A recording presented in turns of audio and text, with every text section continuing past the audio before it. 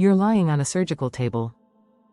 A curtain goes up at your chest so you can't see what's happening below.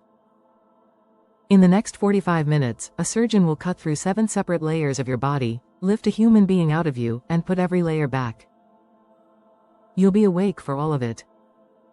And most people who have been through this had no idea what was happening on the other side of that curtain. Here's exactly what they did. A C-section is the most commonly performed major surgery in the world. And yet it remains one of the least understood, even by the people it happens to. Let's walk through it, step by step. First, the anesthesia. In most planned C-sections, you're not put to sleep. Instead, a needle goes into the base of your spine, a spinal block, which numbs everything from the waist down within minutes. You stay completely awake. You can talk, breathe, hear your baby cry. You feel pressure and movement below the curtain, but no pain. Your brain is fully conscious while your body is surgically opened. That's already a remarkable thing to sit with. Once the block has taken effect, the surgeon begins, and this is where most people's understanding stops, because what happens next involves not one incision, but 7 distinct layers. Layer 1, the skin. A horizontal cut, about 10 to 15 centimeters, made low on the abdomen just above the pubic line. This is the only cut most people know about. Layer 2, the fat beneath the skin. Separated, not cut, the surgeon pulls it apart rather than slicing through it, which causes less damage and heals faster. Layer 3, the fascia. A tough sheet of connective tissue that wraps your abdominal muscles. This one is cut. Layer 4, the abdominal muscles themselves. Here's something most people find surprising. The muscles are not cut either. The surgeon separates them along their natural midline, pulling them apart with their hands. Layer 5, the peritoneum, a thin membrane lining your abdominal cavity. Opened carefully to expose the uterus. Layer 6, the uterus. An incision is made in the uterine wall. Layer 7, the amniotic sac. This is the fluid-filled sac that houses the baby. The surgeon opens this sac to access the baby, who is then gently lifted out through the opening in the uterus. From first incision to baby out of the body, typically 3 to 5 minutes. The remaining 40 minutes is closing, the uterus stitched, the peritoneum left to heal on its own, the muscles moved back into place, the fascia closed, the fat repositioned, and finally the skin sutured or stapled.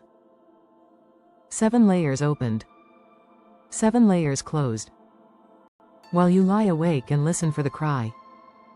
And here's what makes this even more extraordinary. During a C-section, a surgeon's hands are physically inside your abdominal cavity. They reach in and guide the baby's head toward the incision. In some cases, an assistant presses on the top of the uterus from outside to help push the baby out.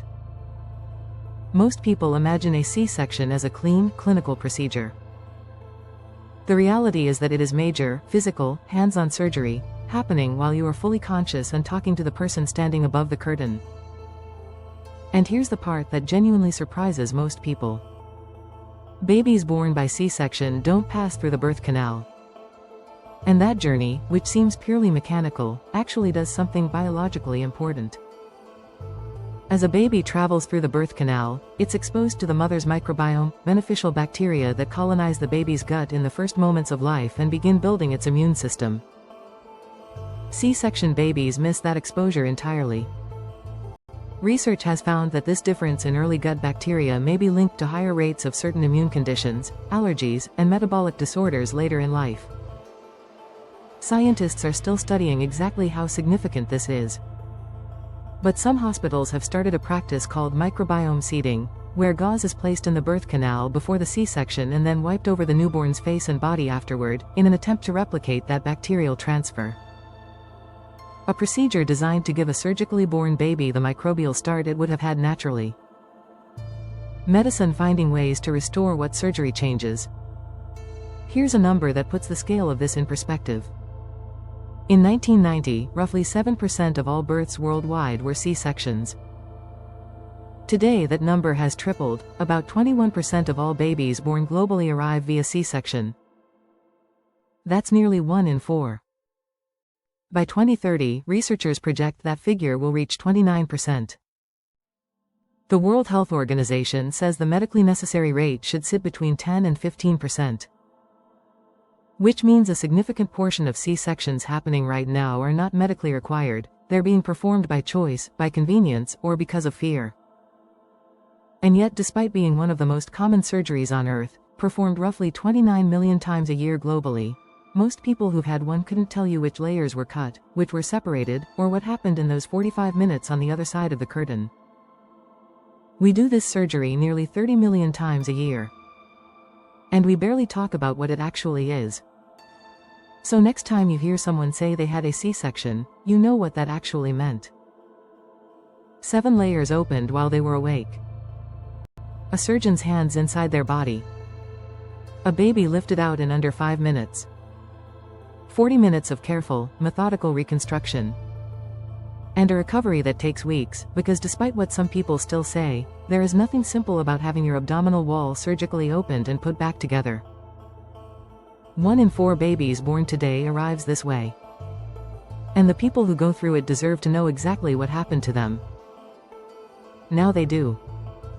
That's it for today. Drop a comment. Did you or someone you know have a C-section? We'd love to hear your experience. If this made you think, subscribe, because we explain something new every single week. Now you know.